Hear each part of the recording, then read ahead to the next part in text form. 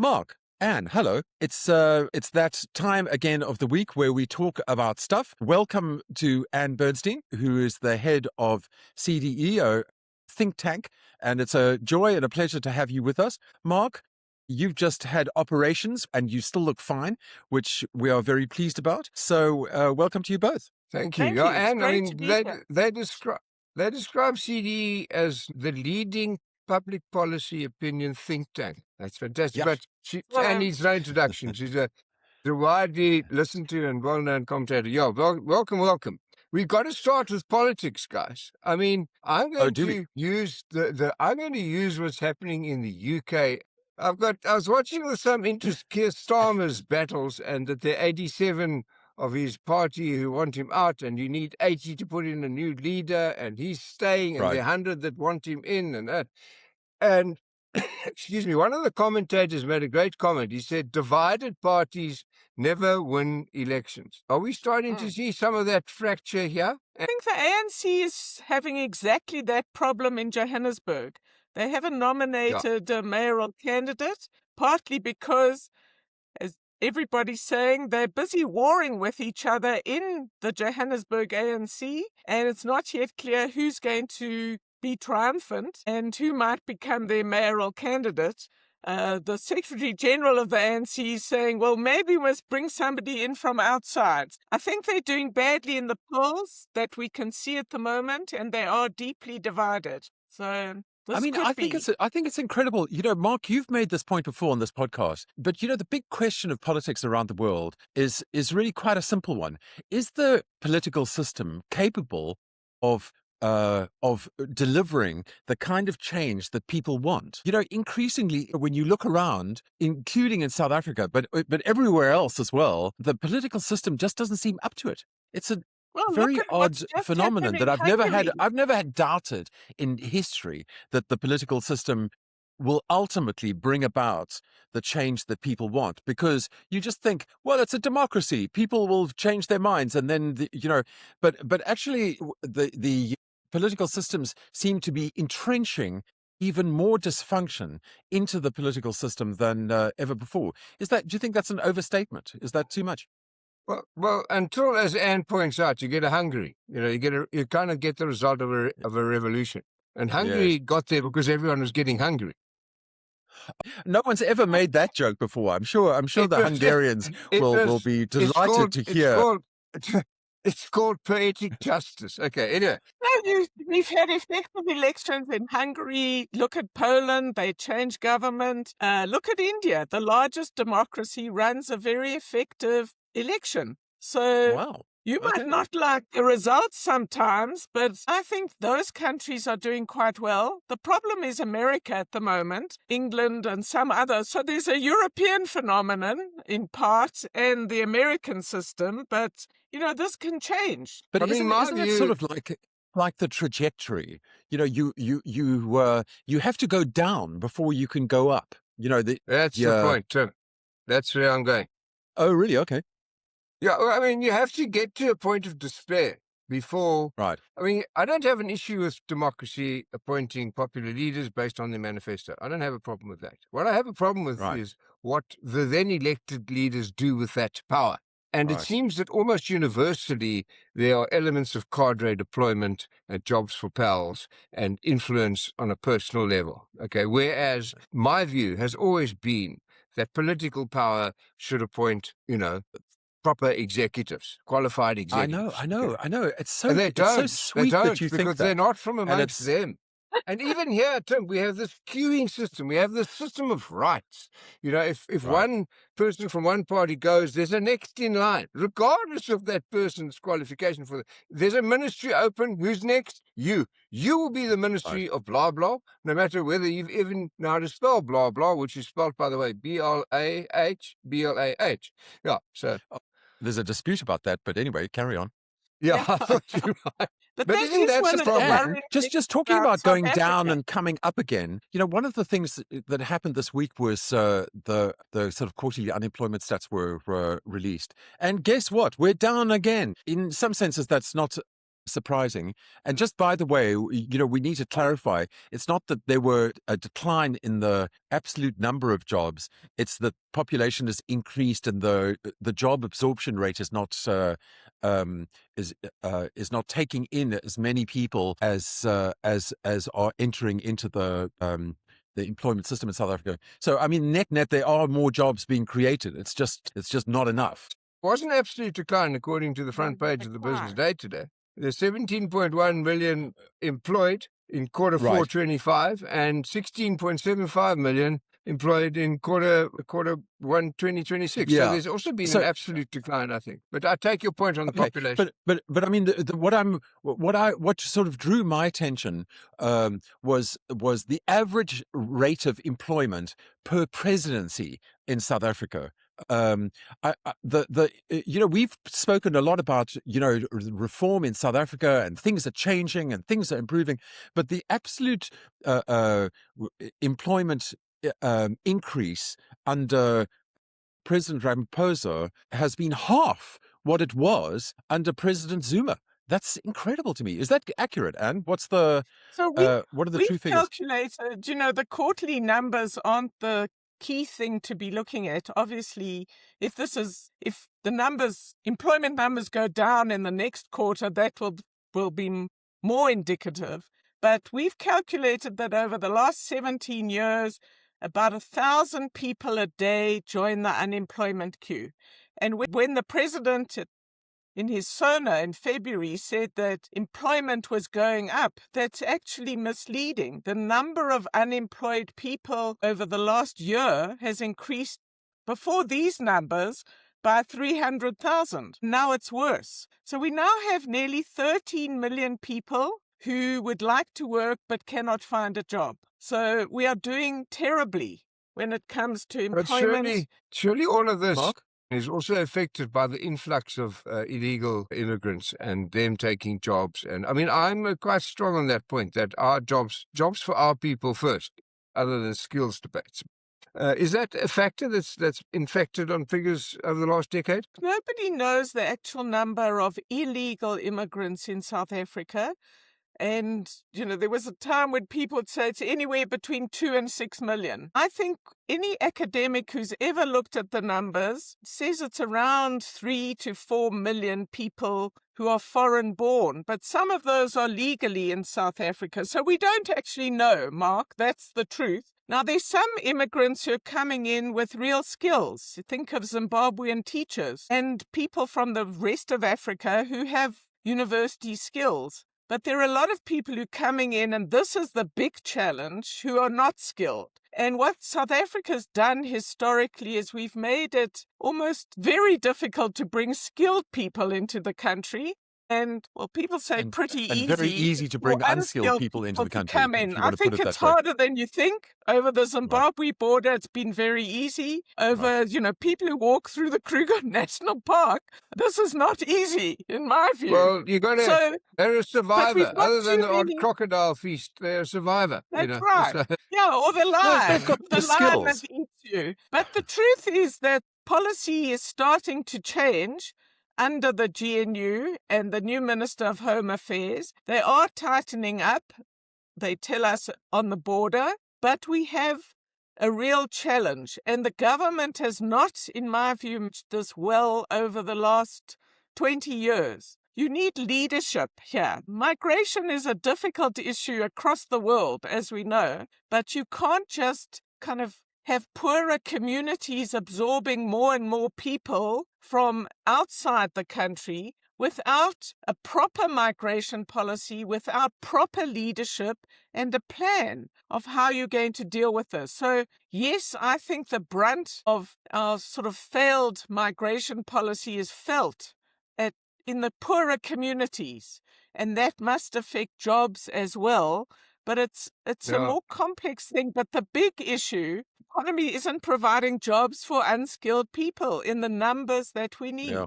I mean, isn't that a sort of general rule? I mean, that's what I think is the lesson that we can draw from this is that South Africa is reforming. It's just not reforming fast enough. The sense of urgency is not sufficient to the volume of the problem. The trajectory is in the right, more or less, direction, but the intensity is not. So, if Well, you read the sometimes media, the you read a lot of stuff about how things are changing in South Africa, and I think they are, but they should be changing much faster and much more dramatically. Is that unfair? Or is that just a kind of journalist copying from the sidelines? If I switched my screen, if I swear I was at a political rally with the two of you, because all you do is describing the problem.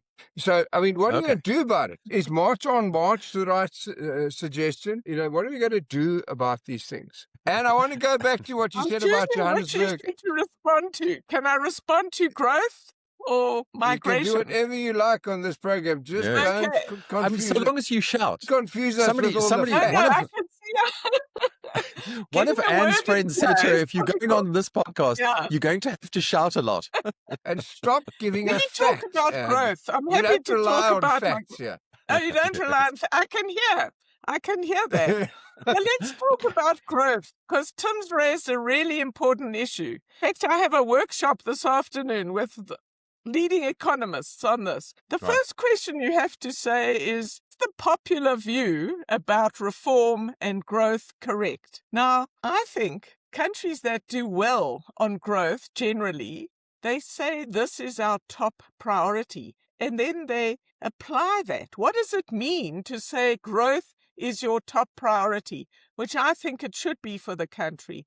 You can't say, and then I've got 20 other priorities. So, yes, we're reforming on energy incredibly slowly, or logistics, but we're doing other things that are increasing the regulatory burden on business at the same time. So, is it really our priority? From NHI to various other issues, the sanctity of property rights, or whatever you want to talk about, the new National Treasury regulations, we're increasing burdens and regulatory things, or doing things that harm growth or investors' confidence in the country. So I don't think we prioritize growth. We talk, but we don't really prioritize it. Well, I think the point of focus is a very important one. A lot of people talk to me about the state of our debt, and they go, the balance sheet this and the debt. And I say, but before you get to the balance sheet, look at the income statement. Look at the source of capital. The primary source of capital is the profit you make trading. That's capital. That's the cheapest form of capital. So first, make sure that your economic model, your growth, your revenue base is capable of producing capital, which you can reinvest in growth. Instead of thinking that in the absence of revenue growth, we will borrow money to invest. That's what we found ourselves. There's an absence of revenue, and so we're borrowing money to pretend to invest. I mean, ignoring leakage and wastage and all of that stuff, which we can go on for a while. And as you both point out, and by the way, I think reform is really popular in the UK at the moment. Yes, there is that. Yeah, there is that. But I think, we must focus on the biggest line in the business, revenue. Yes. That is the biggest line in the business. A lot of people say that if South Africa took out the wastage, that we would actually have enough money to do the investment that we need. It's very difficult to get a sense of how much wastage there is. Do you think there is so much wastage in the system that simply by not doing the bad things that we will and not giving out fake state contracts for healthcare and so on and so forth. I mean, is corruption so bad that just fixing corruption would would give us a sufficient investment quantum to make the country grow? Look, the way I see it is that we employ an incredible number of people in the public sector, often at very high salaries, and the vast majority of the times we don't get value for money. Take education. Basic education is a good example. Right. We are one of the, proportionately, we spend a very high amount of our budget every year on basic education. The issue isn't the money, the quantum of money. The issue is the value that we're getting. We're not getting good teaching in our classrooms. And that's why we're one of the, we waste money and we pay our teachers a lot, entry-level teachers, and we don't get value for money. So I think one of the issues is value for money. We're also a country where we don't say this program isn't working. We tried it, and for various reasons, it didn't work. Let's close it down. We say, no, let's add something else here. So take the CETAs, for example. It's around 22 billion a year. It's very hard to find anybody who thinks this has been a success. We talked about it last year with the VAT crisis, sort of the fight in the GNU. But why don't we just do it? So it's value for money that matters. I think Cape Town City Council is interesting in various ways. They've managed in 4 years to get value for money, economize, so that they now have the largest infrastructure budget of any metro in the country, and in fact larger than the Gauteng metros combined. Yeah, I mean, Value Cape for Town money. spent What $1 you're saying, billion. value for money Cape is Town more spent- important than corruption. Yeah. Oh, no, I'm not saying then corruption. Corruption has wasted a lot of money, enormous amounts of money. I don't think we even know. And then you put the wrong person in the job for patronage reasons. In a sense, they're the same, aren't they? Money. I mean, in a sense, it is an act of corruption to hire somebody who can't do the job properly. Absolutely. You know what I mean? That's it's just a different form of corruption. I mean, I'm going to interfere here because it's really, first of all, Cape Town, by the way, has spent R1 billion on consultants apparently last year, which is a non-trivial sum of money. This question of value for money is at the center of everything, but it begs the understanding of the value of money for starters.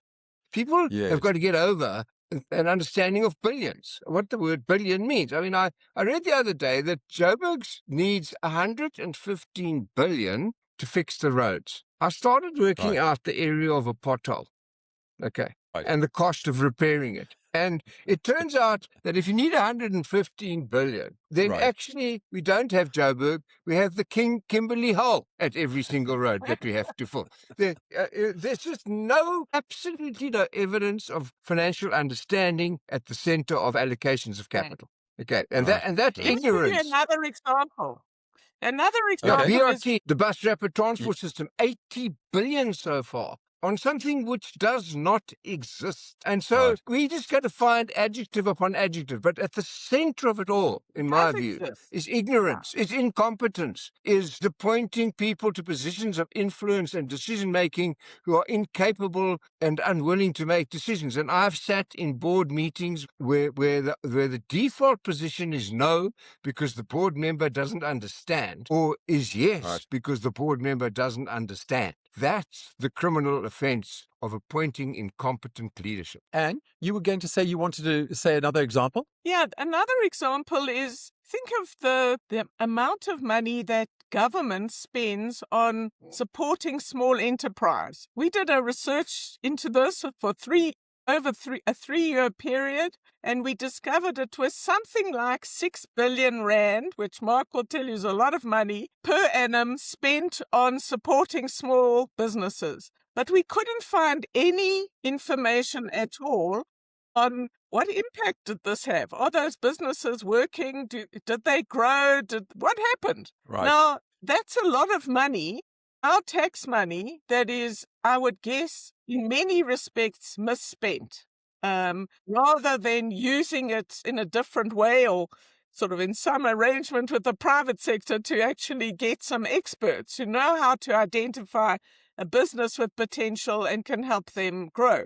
So that's another. Do you think that spending R1 billion a year on consultants is a waste? I actually think that's fine. I'm fine with spending R1 billion because I quite like the idea of a targeted project by project basis for achieving a specific end. Mark, you raised that billion as though it was a problem. I read it just the other day. Here's my issue. Why do you need consultants? Why haven't you employed the right people? I mean, the executive of Standard Bank doesn't employ consultants. The head of Vodacom. Sure they do. Not trivial by comparison Oh, rubbish, man. Yeah. By comparison to the salary bill, okay, of leading companies, the consultant bill is trivial and very, very project and subject specific. It's not about their core business. Now, I mean, I'll take something I know the number of, the BRPs that were appointed to look at SAPA. They've charged over 250 million so far, which, if you translate it into hours of work, they should have worked for 24 years, okay, on 5,000 Rand an hour.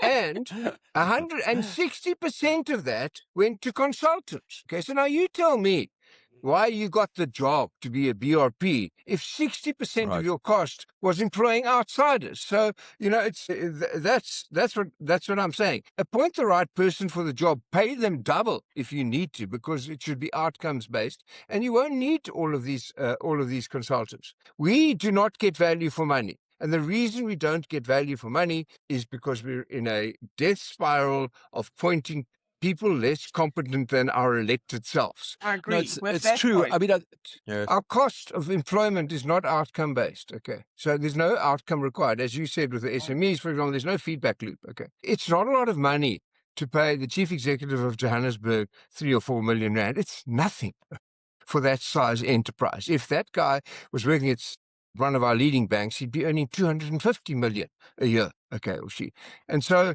It's not the costs, it's not the rands and cents, it's the outcome of that expenditure and that process which matters. And Joburg could do itself a hell of a favor by employing some astute financial management in the next couple of years and paying them a tiny fraction, call it 0.25% of solving, which would be billions, of solving their debt problem.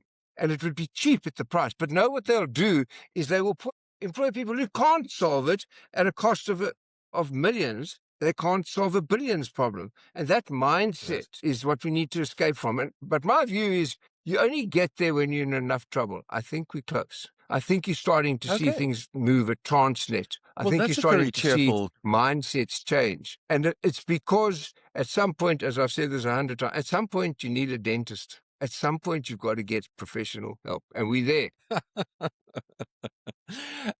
Well, all right, Mark and Anne, this has been a very interesting chat as always. And I don't think I'm revealing too big a secret when I say that Mark has just been to the dentist. And so he knows about dentistry. Yeah. Thank you for sharing my personal life. And you'll have to come back on the program and shout even louder at some point in the history. It's been a thrill to have you. Thank you for joining us.